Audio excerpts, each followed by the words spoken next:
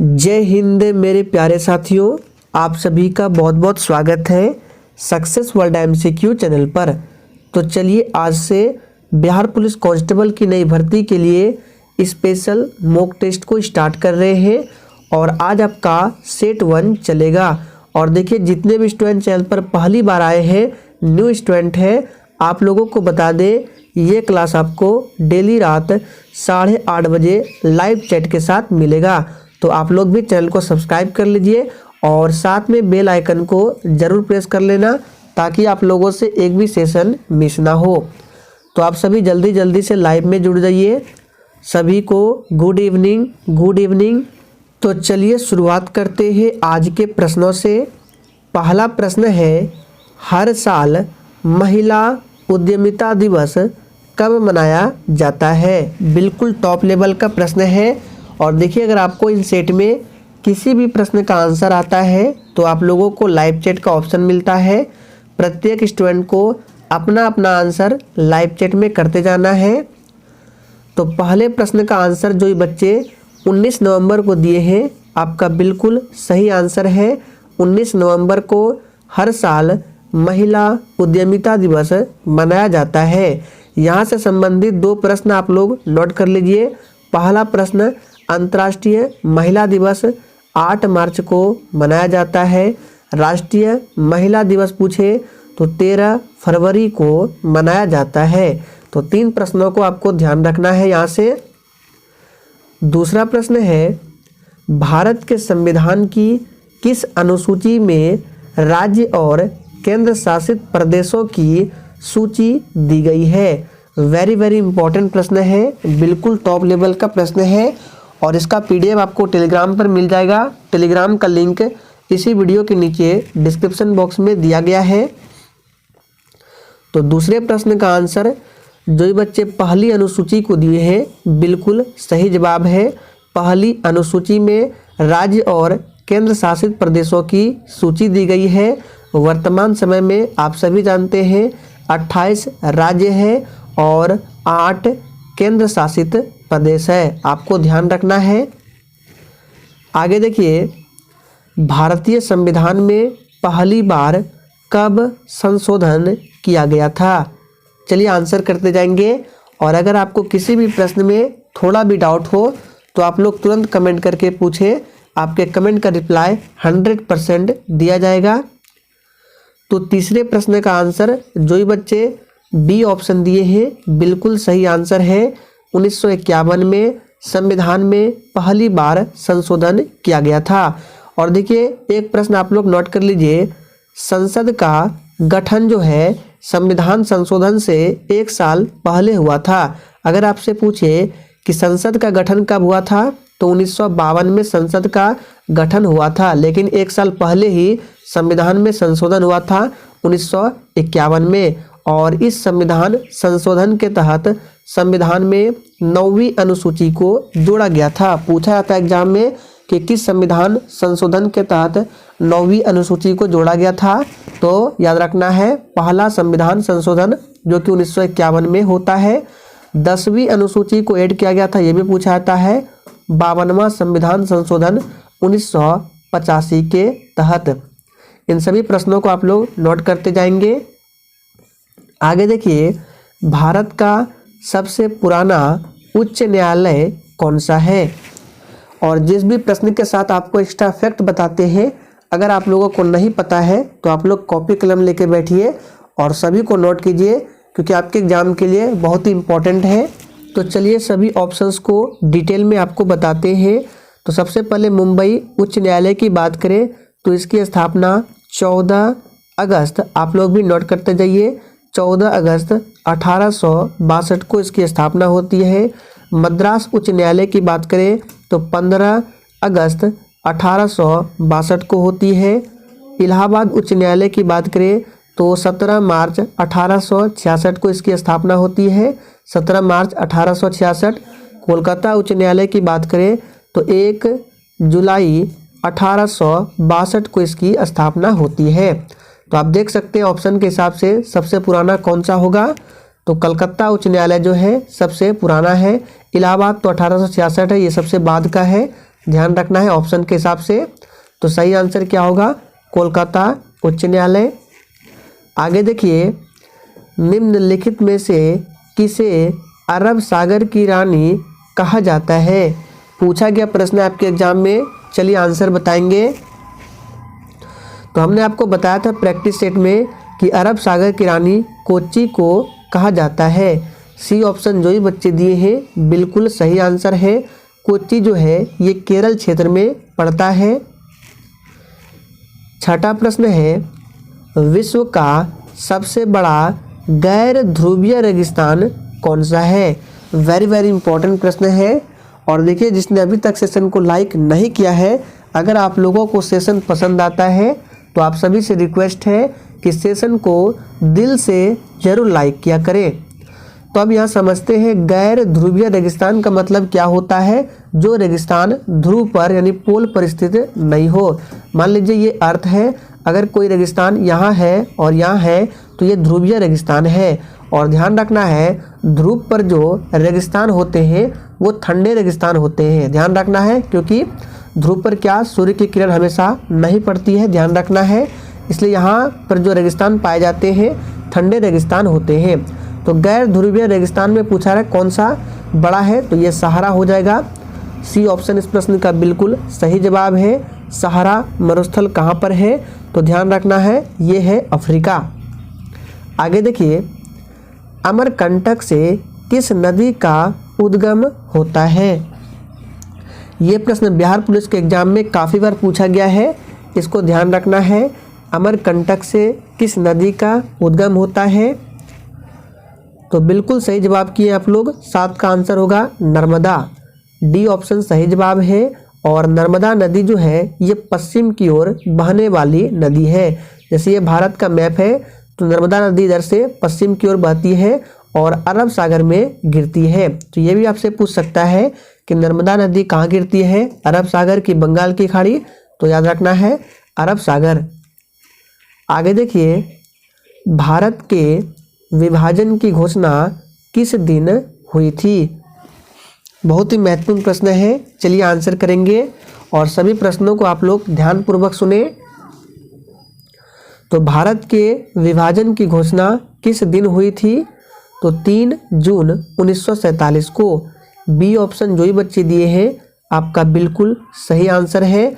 और आप लोग डेली क्लास को कीजिएगा, एक भी दिन क्लास मिस नहीं करना है। नेक्स्ट क्वेश्चन, भारतीय स्वतंत्रता के लिए संघर्ष में मदद के लिए निम्नलिखित में से किस संगठनों का गठन भारत से बाहर नहीं हुआ था? तो प्रश्न को ध्यान से पढ़िए, बहुत ही सिंपल प्रश्न है। तो किस संगठनों का गठन भारत से बाहर नहीं हुआ था? तो ये है हिंदुस्तान सोशलिस्ट रिपब्लिकन एसोसिएशन। इसकी स्थापना 1928 में दिल्ली में होती है, ये भी ध्यान रखना है। आगे देखिए, स्वतंत्रता से पहले भारतीय जूट मिल की स्थापना कहाँ हुई थी? ये भी प्रश्न आपके एग्जाम के लिए बहुत ही इम्पोर्टेंट है। और देखिए, अगर आप लोग अभी से बिहार पुलिस कांस्टेबल एग्जाम के लिए डेली नोट्स तैयार करना चाहते हैं तो आप लोग 9 बजे की क्लास को अटेंड कर सकते हैं। तो स्वतंत्रता से पहले भारतीय जूट मिल की स्थापना कहाँ हुई थी? पश्चिम बंगाल। बी ऑप्शन इस प्रश्न का बिल्कुल सही आंसर है। पश्चिम बंगाल की राजधानी कहाँ है? तो कोलकाता है। और कोलकाता जो है ये किस नदी के किनारे बसा हुआ है? तो ये हुगली नदी के किनारे बसा हुआ है, नोट कर लेंगे। हुगली नदी के किनारे बसा हुआ है। आगे देखिए, आधुनिक भारतीय पुनर्जागरण का जनक किसे माना जाता है? चलिए आंसर करेंगे। आधुनिक भारतीय पुनर्जागरण का जनक किसे माना जाता है? तो राजा राम मोहन राय को। बहुत ही सिंपल प्रश्न है, डी ऑप्शन सही आंसर है। इन्होंने 1828 में ब्रह्म समाज की भी स्थापना की थी। आगे देखिए, पानीपत के तीसरे युद्ध में अहमद शाह अब्दाली से किसने युद्ध किया था? तो हमने आपको बताया था पानीपत के 3 युद्ध कौन कौन से हैं। 1526 में पानीपत का प्रथम युद्ध होता है बाबर और इब्राहिम लोदी के बीच। पानीपत का दूसरा युद्ध होता है 1556 में अकबर और हेमू के बीच। पानीपत का तीसरा युद्ध होता है 1761 में मराठा और किसके बीच, अफगान के बीच। तो यहाँ पे पूछ रहा है कि तीसरे युद्ध में अहमद शाह अब्दाली से किसने युद्ध किया था, तो सही जवाब है मराठा। सी ऑप्शन इस प्रश्न का बिल्कुल सही आंसर है।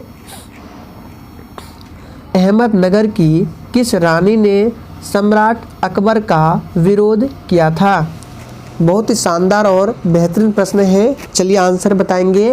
अहमदनगर की किस रानी ने सम्राट अकबर का विरोध किया था। तो 13वें प्रश्न का आंसर जो भी बच्चे चांद बीबी को दिए हैं बिल्कुल सही आंसर है, ध्यान रखना है। आगे देखिए, इनमें से कौन सा विकल्प मृत व्यक्ति के लिए एक स्मारक नहीं है। तो देखिए बीबी का मकबरा ये भी मृत व्यक्ति के याद में बनाया गया था, ताजमहल भी, लेकिन चार मीनार ये किसी मृत व्यक्ति का स्मारक नहीं है। चार मीनार कहाँ है, तो ये हैदराबाद में स्थित है। आप लोग कमेंट करके बताएंगे चार मीनार को किसने बनवाया था। आगे देखिए, किस राज्य वंश की राजधानी चित्तौड़गढ़ में थी। चलिए आप सभी 15 के लिए फटाफट से आंसर बताएंगे, और जिसने अभी तक सेशन को लाइक नहीं किया है आप सभी फटाफट से लाइक करें। तो इस प्रश्न का सही आंसर सिसोदिया है। आगे देखिए, मुगल चित्रकारी किनके शासनकाल में पराकाष्ठा पर थी। तो 16वें प्रश्न का आंसर जो भी बच्चे जहांगीर को दिए हैं बिल्कुल सही जवाब है। जहांगीर के शासनकाल में चित्रकारी पराकाष्ठा पर थी, ध्यान रखना है। अंग्रेजों ने अपनी पहली फैक्ट्री कब स्थापित की थी। चलिए आंसर करेंगे 17 के लिए। और देखिए ध्यान रखना है, अंग्रेजी ईस्ट इंडिया की कंपनी की स्थापना कब होती है, 1600 ईस्वी में। और अंग्रेजों ने अपनी पहली फैक्ट्री कब स्थापित की थी, तो 1608 में। सी ऑप्शन इस प्रश्न का सही आंसर है। मराठा राज्य का दूसरा संस्थापक कौन था।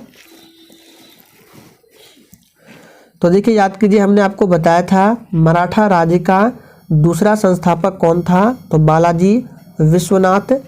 ए ऑप्शन जो भी बच्चे दिए हैं आपका बिल्कुल सही आंसर है। और देखिए प्रत्येक स्टूडेंट को आंसर करना है। आगे देखिए, नादिर शाह किनके शासनकाल में भारत पर आक्रमण किया था। बिल्कुल टॉप लेवल का प्रश्न है, आंसर करते जाएंगे। तो नादिर शाह ने किसके शासनकाल में भारत पर आक्रमण किया था, तो मोहम्मद शाह। डी ऑप्शन इस प्रश्न का बिल्कुल सही जवाब है, ध्यान रखना है। आगे देखिए, मुगल सम्राटों में सबसे लंबा शासन किनका था। चलिए फटाफट से आंसर करेंगे। और देखिए आपको याद होगा मुगल वंश की स्थापना 1526 में, जो पानीपत का प्रथम युद्ध होता है बाबर और इब्राहिम लोदी के बीच। उस युद्ध में बाबर ने इब्राहिम लोदी को हराया था, और उसके बाद 1526 में मुगल वंश की स्थापना की थी। तो मुगल वंश की स्थापना याद रखना है बाबर के द्वारा।